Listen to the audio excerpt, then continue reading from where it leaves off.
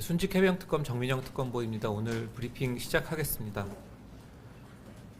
특검은 2023년 7월 19일 발생한 최수근 해병 사망 사건과 관련해 임성근 당시 해병대 1사단장을 업무상 과실치사상 및 군형법상 명령 위반죄로 오늘 구속 기소하였습니다.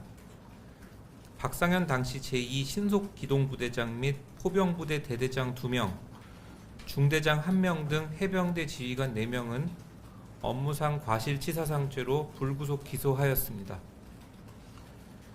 임성근 전 사단장의 경우 작전 통제권을 육군으로 이양한 상부의 단편 명령을 위반하여 실질적으로 작전을 통제 지휘하였습니다. 대원들의 안전보다는 언론 홍보와 성과를 의식하여 무리한 수색을 지시했고, 바둑판식 수색, 내려가면서 찔러보면서 수색, 가슴 장화 확보 등 수중 수색으로 이어지게 된 각종 지시를 내렸습니다. 당시 해병대원들은 2023년 7월 18일, 즉 사고 전날부터 수중 수색을 하고 있었고, 수중 수색 사진은 여러 언론에 보도되었습니다. 임 전 사단장은 이러한 수중 수색 상황을 인식하면서도 묵인 방치하였습니다. 특검은 임성근 전 사단장의 작전 통제와 지휘가 업무상 과실에 해당하고 최수근 해병 사망의 원인이 되었다고 판단했습니다.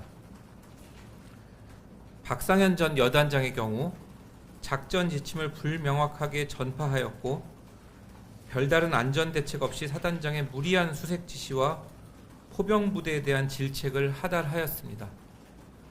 사단장과 여단장이 대원들에게 실종자 수색을 압박함에 따라 대대장, 중대장 등 현장 지휘관들은 안전장비를 확보하지 않은 채 입수 한계를 확대하였고, 무리한 수중 수색이 강행되던 중 사고가 발생하였습니다.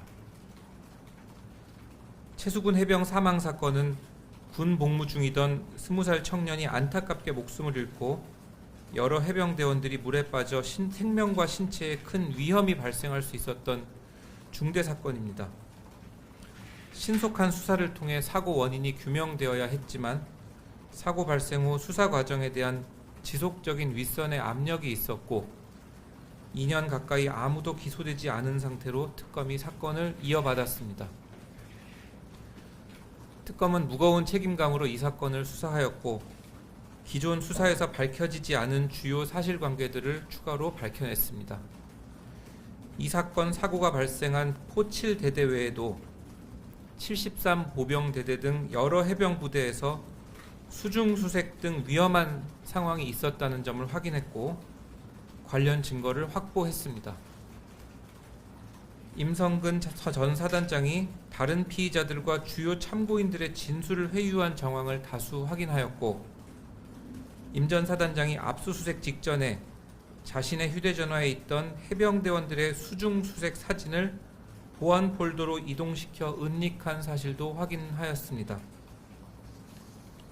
특검은 법과 원칙에 따라 이 사건 공소 유지에 최선을 다할 계획입니다. 이상으로 오늘